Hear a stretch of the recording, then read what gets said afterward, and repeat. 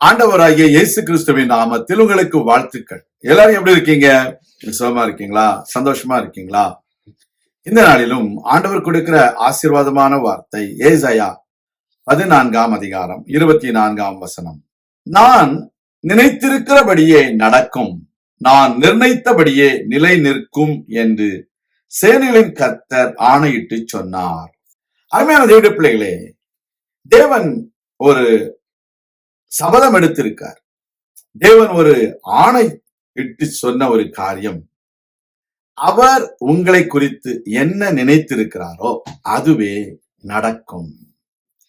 Whatever God has planned about you will happen in your life.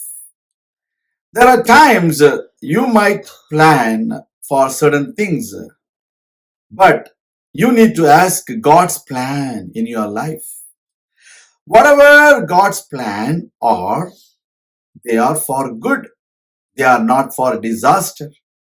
They will give you hope and future. That is God's plan. So we need to ask God's plan to happen in our life. நம்முடைய வாழ்க்கையில நாம் என்னெல்லாமோ நினைக்கிறோம். நினைச்சது ஒண்ணு நடக்காதுங்க.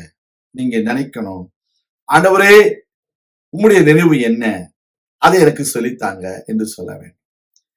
God's plans are higher than our plans. God has greater plans for us. So we need to ask God's plan to be fulfilled in our life. இரண்டாவது, ஆண்டவருடைய வார்த்தை சொல்கிறது, நான் நிர்ணயித்தபடியே நிலை நிற்கும். Whatever God has decided, it will happen in your life. It is not our decision. It is God's decision. God decides things beyond our imagination, beyond our expectation. God's decisions are always for good to those who believe God and to those who love God. யூத ஜனங்களுக்கு விரோதமாக ஆமான் முழு யூத குலத்தையுமே அழித்து விடலாம் என்று அவன் ஒரு நிர்ணயம் பண்ணியிருந்தான்.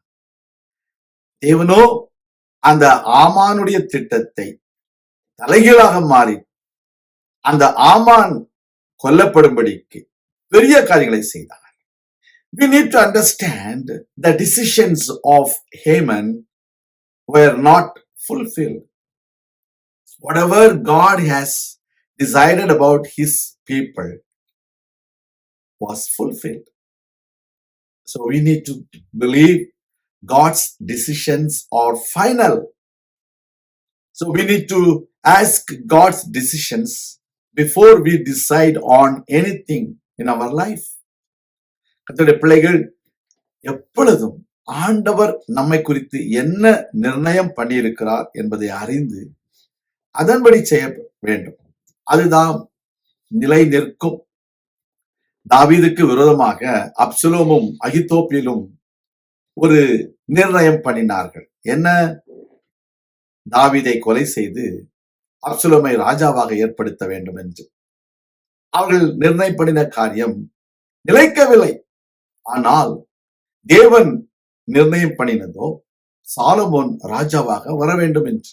அதே போல நடந்தது. Whatever God's decisions in the life of David was fulfilled. The same way, God has great decisions in your life. Whatever Absalom and Ahithophel decided did not fulfill. We need to understand to accept God's decisions in our life so that we will be successful. We will be blessed. நாம் ஜெபிக்கலாம். எங்கள் அருமையான ஆண்டவரே, எங்கள் வாழ்க்கையிலும் எங்களுடைய நிர்ணயங்கள் உம்முடைய வார்த்தையின் அடிப்படையில் இருக்க எங்களை ஒப்புக் கொடுக்கிறோம். நாங்கள் எதையுமே நிர்ணயிக்க விரும்பவில்லை. காரணம், உம்முடைய தீர்மானமும் உம்முடைய திட்டமும் நிலைத்து நிற்கும் என்பதை நாங்கள் அறிந்திருக்கிறோம். அதன்படியே வாழ எங்களை ஒப்புக் கொடுக்கிறோம். எங்களை ஆசீர்வதியும், ஆசீர்வாதத்திற்கு நேராக நடத்தும். இயேசு கிறிஸ்துவின் நாமத்தில் ஜெபிக்கிறோம் எங்கள் நல்ல பிதாவே, ஆமேன்.